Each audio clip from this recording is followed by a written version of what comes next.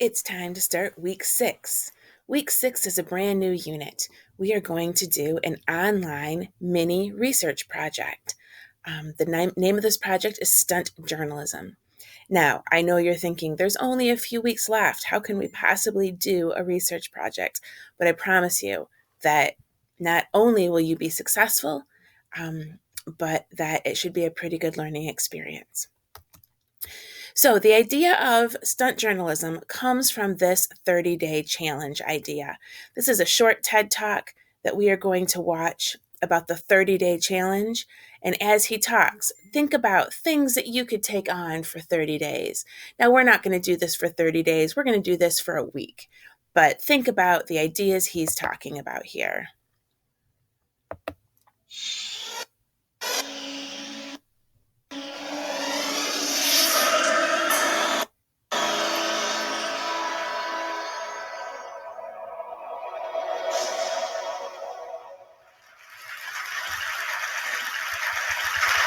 A few years ago, I felt like I was stuck in a rut. So I decided to follow in the footsteps of the great American philosopher, Morgan Spurlock, and try something new for 30 days. The idea is actually pretty simple. Think about something you've always wanted to add to your life and try it for the next 30 days. It turns out 30 days is just about the right amount of time to add a new habit or subtract a habit, like watching the news, from your life. There's a few things that I learned while doing these 30-day challenges. The first was, instead of the months flying by forgotten, the time was much more memorable. This was part of a challenge I did to take a picture every day for a month, and I remember exactly where I was and what I was doing that day. I also noticed that as I started to do more and harder 30-day challenges, my self-confidence grew. I went from desk-dwelling computer nerd to the kind of guy who bikes to work for fun. Even last year, I ended up hiking up Mount Kilimanjaro, the highest mountain in Africa. I would never have been that adventurous before I started my 30-day challenges. I also figured out that if you really want something badly enough, you can do anything for 30 days. Have you ever wanted to write a novel? Every November, tens of thousands of people try to write their own 50,000-word novel from scratch in 30 days. It turns out, all you have to do is write 1,667 words a day for a month. So I did. By the way, the secret is not to go to sleep until you've written your words for the day. You might be sleep deprived, but you'll finish your novel. Now, is my book the next great American novel? No, I wrote it in a month. It's awful. But for the rest of my life, if I meet John Hodgman at a TED party, I don't have to say, I'm a computer scientist. No, if I want to, I can say, I'm a novelist. So here's one last thing I'd like to mention. I learned that when I made small, sustainable changes, things I could keep doing, they were more likely to stick. There's nothing wrong with big, crazy challenges. In fact, they're a ton of fun, but they're less likely to stick. When I gave up sugar for 30 days, day 31 looked like this. So here's my question to you. What are you waiting for? I guarantee you the next 30 days are going to pass whether you like it or not. So why not think about something you have always wanted to try and give it a shot for the next 30 days? Thanks.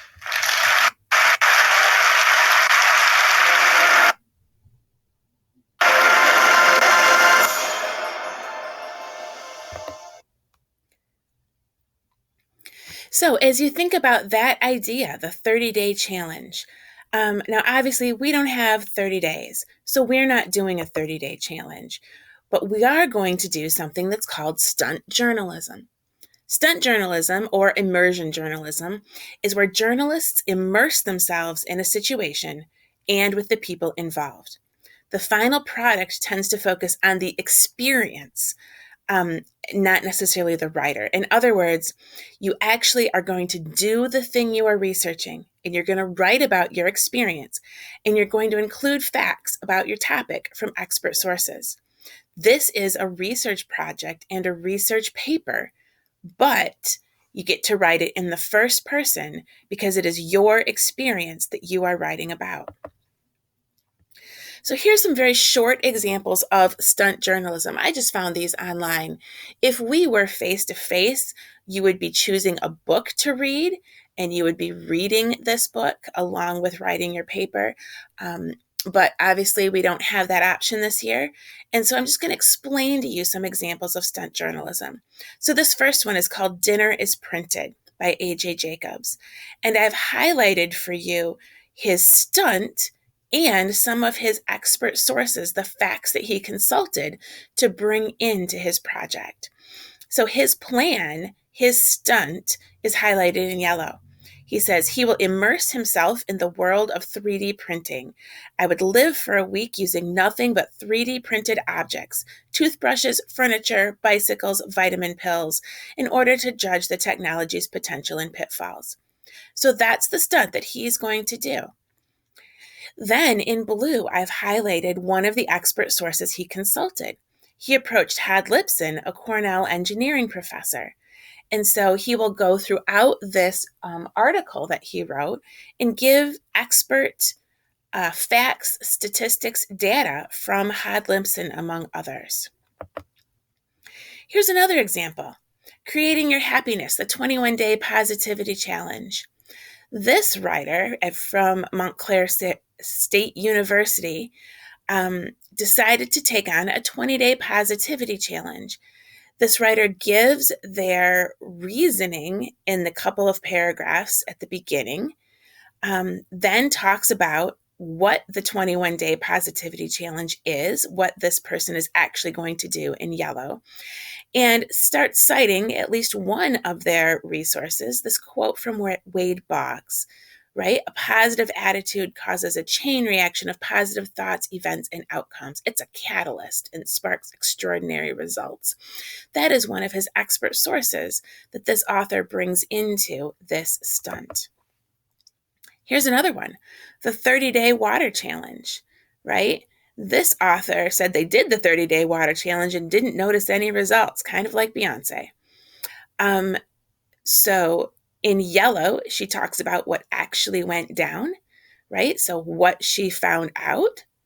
And in blue, she cites some of her expert sources, right? One woman tried the water challenge and her face looked radically different. Radically different is actually a hyperlink that would go out to an article about that woman's experience. And others claim that drinking a gallon a day eliminates headaches. That's also a hyperlink. So this person has hyperlinked to their expert sources. And finally, how to focus, the 4 best secrets to unitasking, right? In yellow, this person says what they're going to do. Their stunt. They are trying to unitask. So they are not focusing. They're not multitasking. They are only doing one thing at a time. And because this author actually wrote a book, My Life is an Experiment, One Man's Humble Quest to Improve Himself. In that book are tons of experts that A.J. Jacobs consulted as he focused on unitasking and learning how to focus on doing one thing at a time. So those are 4 examples of quick stunts that you could do for a few days and journal about them to see how they affected you. And then also to research the concepts behind those stunts in order to find out what scientific principles there are, why biologically water is good for us, why mentally unitasking makes so much more sense than multitasking, how we're actually physically incapable of multitasking and completing things in a quality way. So you'd find those expert sources. So what would you research if you had a couple of days? What are you curious about changing or about trying in your daily life? Have you ever walked out of a mall into a huge parking area and realized you'd forgotten where you parked your car? Ever gone mountain biking? What do you want to be when you grow up? What's the right tip?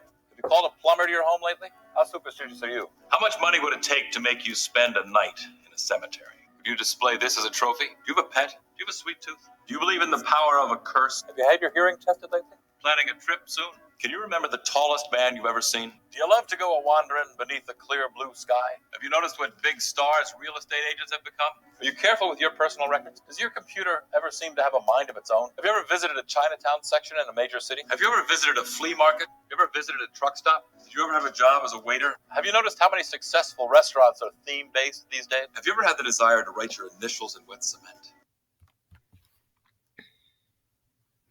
So clearly those were not necessarily stunts he was talking about, but so many different topics he brought up that you could think about, okay, what things could you do at home during shelter in place for just a couple of days and see what results were there?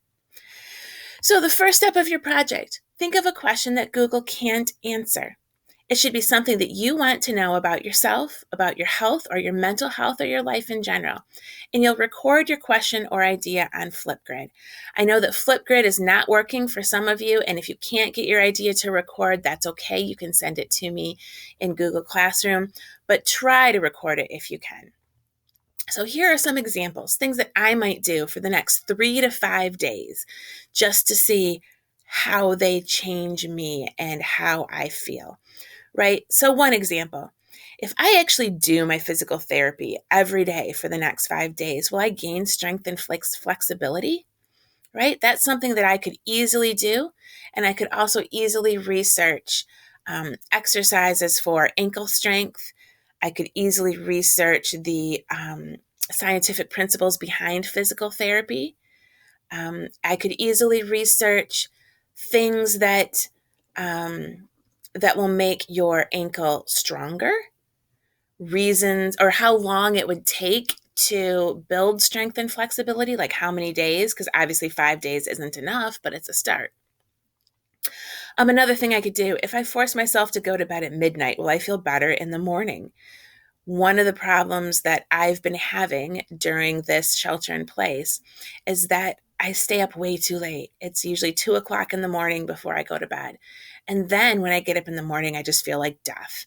And so, can I force myself to go to bed at midnight?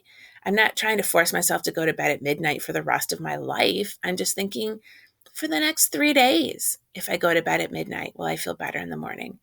Right? So, that's something that's like worth experimenting. And my last idea, if I log out of social media on my phone, right? If I just log out of my social media on my phone, will I be less distracted and actually read a book? I have a pile of books that I've been meaning to read, and I haven't read them yet. And it's driving me nuts that I'm not just sitting down and reading a book. But I also know that I constantly am checking social media on my phone.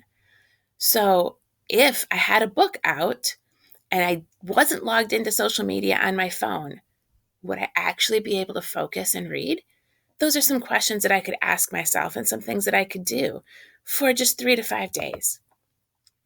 So step 2, you conduct your stunt journalism and you keep notes about your experience. So you're going to keep like daily diary entries or journal entries, what I did, what it felt like, how it went, you know, has anything changed? Was it difficult? Was it easy? I could keep these notes in Google Docs or in Google Keep. If you haven't used Google Keep, it's a fantastic resource. I highly recommend it. But you do that for 3 to 5 days. So total time commitment, 10 minutes a day writing about it, plus the stunt itself. So, these are my 3 things that I might consider doing. And then I could journal about what those were like. And then step 3 is to find 3 to 5 expert sources with facts about my topic. Put those facts onto a Google Doc or Google Keep and also copy the URLs from where I got those sources. You just need the URLs. We'll create citations next week, but this week you're just going to copy the facts and the URLs. So this will probably take you maybe an hour. I already talked about the facts that I could look for my first stunt, right? Expert sources I could go to. I could research at runnersworld.com because I've always been a runner. I could research through the physical therapy website portal from MSU SportsMed. I could talk to my physical therapist, right? So those are some experts that I can consult. For my second project, if I force myself to go to bed at midnight, will I feel better in the morning? I could just, like, for example, how many hours of sleep a night does an adult my age need in order to be rested? I could research why it's so easy to end up staying up way too late. Like, what is it about being up at night that seems to connect with me? Even though I like being up in the morning, it's so hard for me to go to bed. So, things that I could Google, try to figure out what's the science, what's the psychology and the physiology behind this. And the last one, if I log out of social media on my phone, will I be less distracted? There's so much out there about social media, about both the positive effects of social media and the harmful effects of social media. So that would be an easy one to find some facts to think about as I consider my project. So you are going to now go to Flipgrid and begin your research. You should record your idea in Flipgrid today, and then you can begin your research anytime over the next week. And don't worry, there'll be a hyperdoc that I will put in Google Classroom as well that has this information on it. Here's your checklist for week 6. Watch this video. Done. Brainstorm your idea and record it in Flipgrid. Whoops, I spelled Flipgrid wrong. Then do a 3 to 5 day stunt and keep a journal. And find 3 to 5 expert sources with facts and keep those URLs. So that is your checklist for week 6. I hope that you have fun doing your stunt. Stay home, stay safe, and I will see you next week.